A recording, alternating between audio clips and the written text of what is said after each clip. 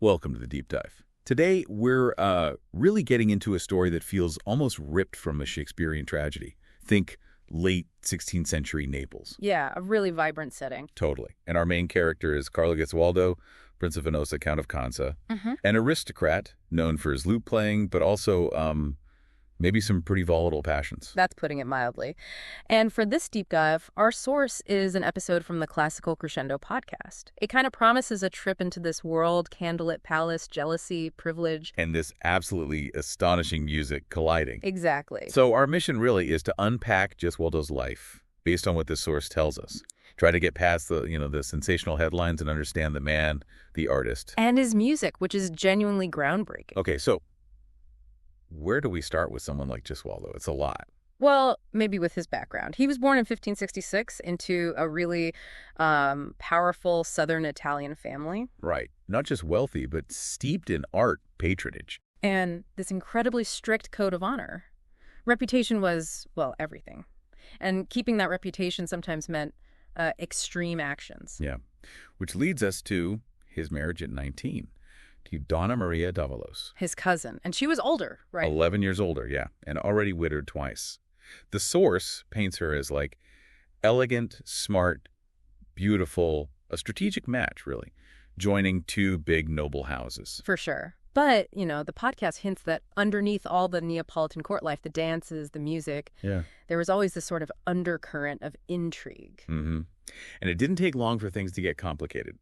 Maria started an affair with Fabrizio Carafa, the Duke of Andria. Described as pretty dashing in the source material. Oh, absolutely. And the podcast mentions these secret meetings, maybe even like exchanging poems they set to music. Imagine that. It's incredibly romantic, but also incredibly dangerous, right, in that kind of society. Totally. Appearances were everything. And what's interesting is how open it apparently became. By autumn 1590, it wasn't really a secret anymore. Servants whispering, even musicians may be making coded references, using melodies from Gesualdo's own pieces. Yeah, like an open secret everyone just knew about, but didn't say outright. Until Gesualdo decided to act. He set this trap, didn't he? He did. October 16th, 1590, he makes a big show of leaving the Palazzo San Severo, says he's going hunting. But he wasn't. He came back. Secretly. With armed men. Moved silently through the palace and the confrontation. Well, it was swift and violent. He burst into the bedroom, found them together. Swords, pistols. The source is graphic. When morning came, they were both dead. Maria savagely wounded, Fabrizio pierced by multiple blades. Just awful. The city must have exploded with the news. But he didn't face trial. No, the podcast explains that under Neapolitan law at the time, aristocratic adultery, well, a husband killing his unfaithful wife could argue it was justified, defending his honor. Wow. Still, the story gets even darker, doesn't it? With the rumors. Oh, yeah. The source is clear. These are rumors, but they were persistent, disturbing stuff. Mutilating the bodies, displaying them publicly. Even making his musicians play a serenade to his vengeance. That's chilling. Again, rumors, but they absolutely became part of his legend. You can't separate them now. Right. So after this horror, he retreats, goes back to his ancestral castle in Gesualdo town. Yeah, kind of locks himself away. The podcast frames it as this self-imposed isolation, and that's where his focus shifts dramatically. To music, his workshop of penitence, you could call it. And the output is just incredible, not just the amount, but how original it was. 6 books of madrigals, 2 sets of tenebrae responsories. Works that really pushed the limits of Renaissance music, didn't they? Totally. In an era that liked smooth harmonies, he throws in these sudden chromatic shifts, dissonances that must have sounded shocking. The podcast uses Moro, Lasso, El mio duolo as an example. I die, alas, in my suffering. Right. It jumps from G major to E flat minor to B natural in 4 measures? It's wild. The source even compares it to early expressionist painting, using clashing elements for emotional effect. It really helps you understand how radical it sounded. Which raises that big question. Was he pouring his guilt into the music? Or was he just exploring, word painting, making the music reflect the text? Like setting words like sorrow or death to those clashing notes. Exactly. The source says his contemporaries were a bit conflicted. They admired his rank, played his music, but also whispered about it sounding strange, maybe hinting at his haunted conscience. And his personal life didn't exactly calm down after the murders, did it? Not at all. He remarried in 1594 Eleonora d'Este in Ferrara. Ferrara. That was a huge musical center then, wasn't it? Oh, absolutely. Cutting edge. So the marriage gave him prestige and access to singers who could actually handle his difficult music. But the marriage itself sounds like it was pretty rough. Yeah, reportedly. Eleonora apparently found him moody, tyrannical even. And there's that really disturbing story the podcast mentions about him supposedly having servants beat him. Right, maybe as penance. Or something more twisted. The source is careful. Not all these stories are proven, but it does mention documented restlessness, insomnia, his obsession with religious relics. Suggests a pretty troubled mind. And then more tragedy.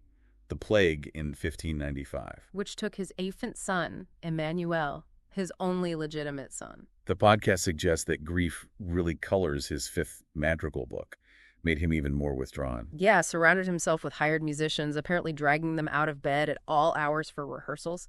Imagine being one of those singers trying to navigate these totally new, complex harmonies in the middle of the night. It paints quite a picture.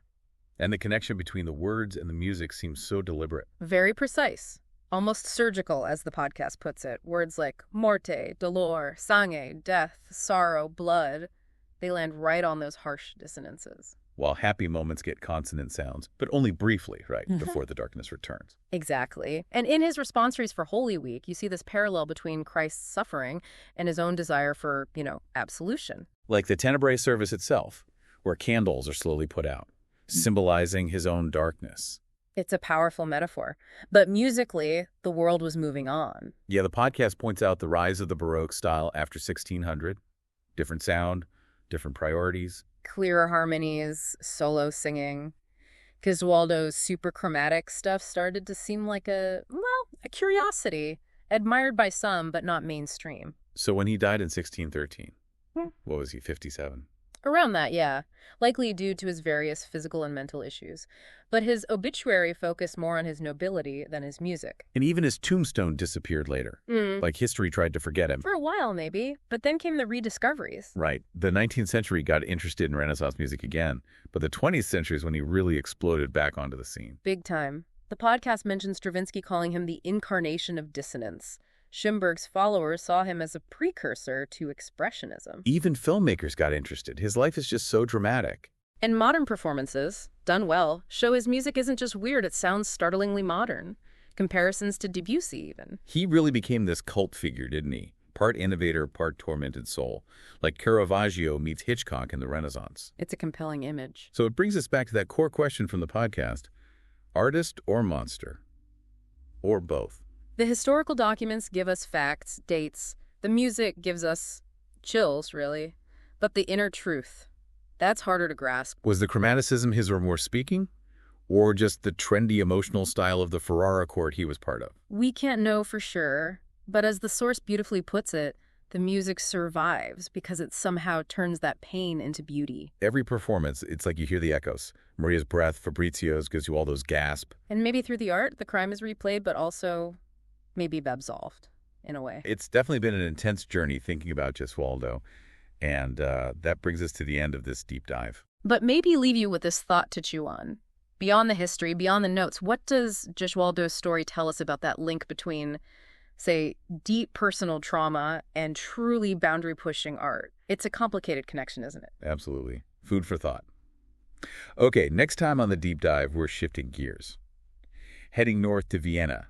Late 18th century. Mozart. Mozart's Requiem. The unfinished masterpiece will dig into the mysteries. Was it poison, Masonic secrets, or just illness?